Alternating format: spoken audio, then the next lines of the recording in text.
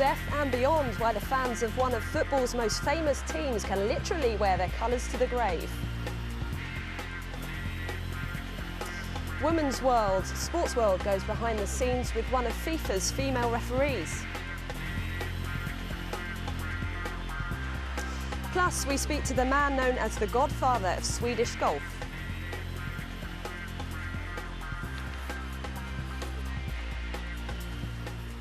Welcome to Sportsworld, Al Jazeera's regular look at sport around the globe. I'm Louise Potter. Now, when you think of famous football teams, there are several leading contenders that come to mind. Manchester United, Barcelona, AC Milan, El Ahly in Egypt. But in South America, few clubs enjoy a higher profile than Argentina's Boca Juniors. Al Jazeera's Brendan Connor went to Buenos Aires to see how some Boca supporters have taken their fanaticism to new heights.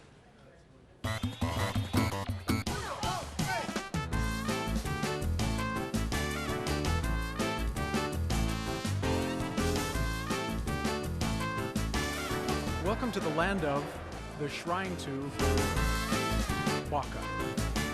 This is the souvenir shop and museum of the famous football club.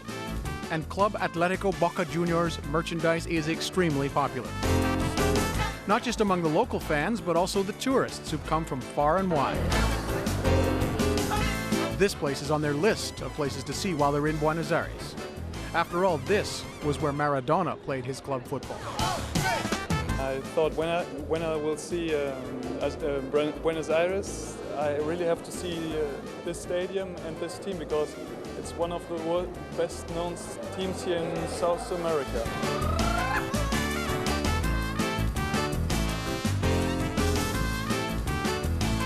And that's the Bombonera Stadium, the home of Boca Juniors.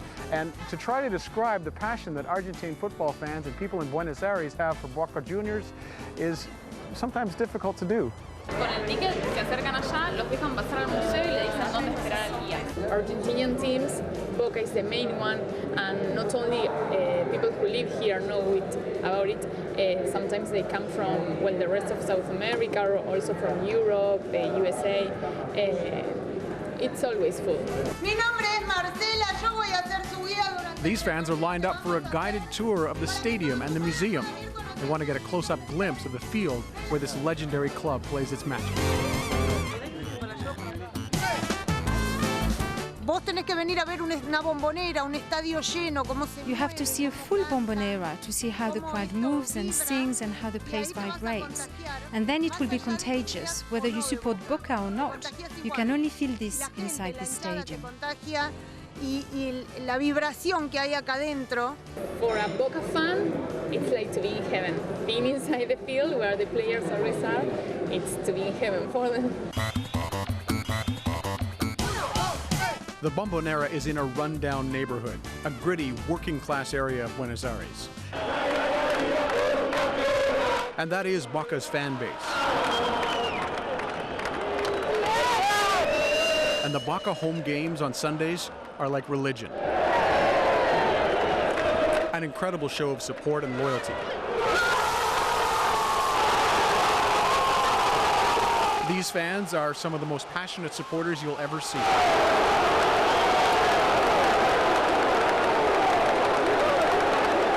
Lately, though, that zeal has gone a step further. At this funeral home in Buenos Aires, there has recently been an increased demand for a new service. Specially made, specially decorated Boca coffins for longtime fans to be buried in. Porque Boca, digamos, un poco es el sinónimo de sacrificio. I think Boca is synonymous with sacrificing and achieving lifetime goals, and many people in life go through this. Se termina condensa muchas de las características. These things are part of the club's philosophy. It's more for the symbolic aspect that they choose this than for the actual coffin. Que por un aspecto propio del ataúd, ¿no?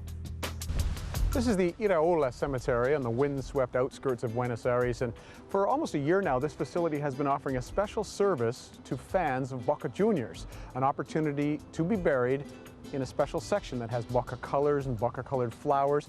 They book ahead, they make a reservation, and when they pass on, their families bury them in the Boca section where there are several ex-players already interred, and there's a special Boca insignia on their gravestone. Estos van a ir todos a jugar como ustedes ya vieron. Here, these theme area for Boca is a good thing because the fans, the members, can feel comfortable and well taken care of. We are working so we can eventually give them each their own grave plot. It is a good thing. En su cementerio temático. Sí, generalmente el que viene no sabe con lo que se encuentra. El que viene, People who come here don't expect to see this. Lo que conoce, lo que está acostumbrado desde siempre. They come looking for a classical coffin and they see this and some say, why not? Y bueno, ¿por qué no? ¿Por qué no? Si una persona que ha vivido... They say it's fitting for a person who spent every Sunday going to the games and living a passion for his club. So why not go on with this philosophy? And families say, we believe he would have loved this. Creemos que él hubiera querido esto, ¿no? Creemos que él hubiera querido esto. Fans everywhere in various sports have their favorite teams, and some people will go to extremes in their support. But in the case of Boca, it's a lifelong love affair, and now it's beyond lifelong. Brendan Connor, Al Jazeera, Buenos Aires. Now, women's football has come a long way over the past few years. In September, Germany celebrated victory in the Women's World Cup, a competition that did a lot to promote the sport around the globe. The tournament in China was officiated entirely by female referees, and one of those selected was Senegal's Fatou Gueye. Here's her story. You know, no match is ever easy. What the supporters are interested in is what benefits their team, but what I'm interested is upholding and maintaining the rules of the game. You know, with football, when you win, it's the team, and when you lose, it's the referee.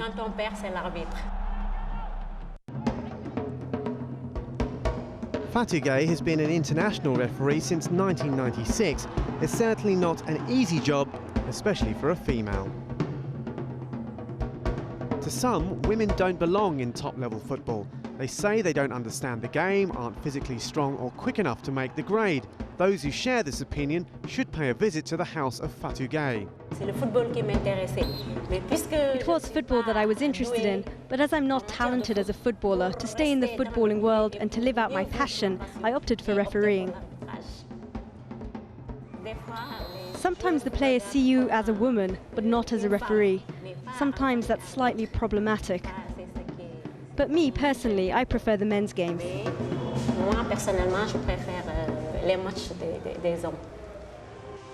The matter-of-fact way she talks is surprising considering the challenges she has faced.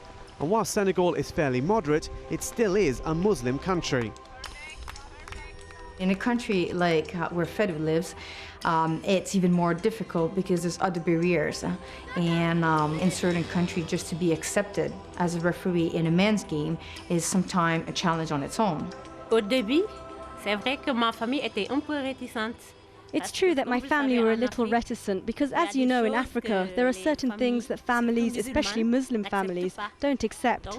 So at first it was a bit difficult. It's true that at times there were problems, because when a girl referees men, sometimes it creates a few problems. But I think it's fine now. I think that there's no difference between male and female referees. The main thing is to know the rules of the game and to be physically fit enough to be able to follow the game. But you must think about what you do today in order to be able to move forward. It's the mistakes you make today that help you improve. Remarkably, Fatou was the only female referee from the African CAF Federation selected for the FIFA Women's World Cup. To be a FIFA referee, it's not an easy task. The fitness requirements are absolutely demanding. Those who are picked for a big FIFA competition, they've been through a battery of tests prior to their selection. Yes, today the tests are very difficult if you don't train seriously, but if you train, there's no problem. Fatou has a lot of pressure on her shoulder, being the only one in CAF to be very successful and go as far as possible in the tournament. And she'll do the task, I'm very convinced. This mother of one has made many sacrifices to do the job she loves, but has also experienced great benefits.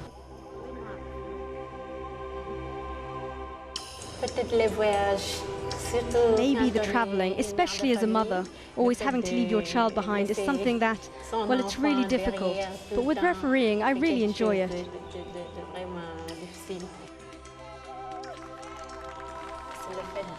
Being a referee gives you a wide outlook. Being able to travel and contact other people, it gives you experiences in life.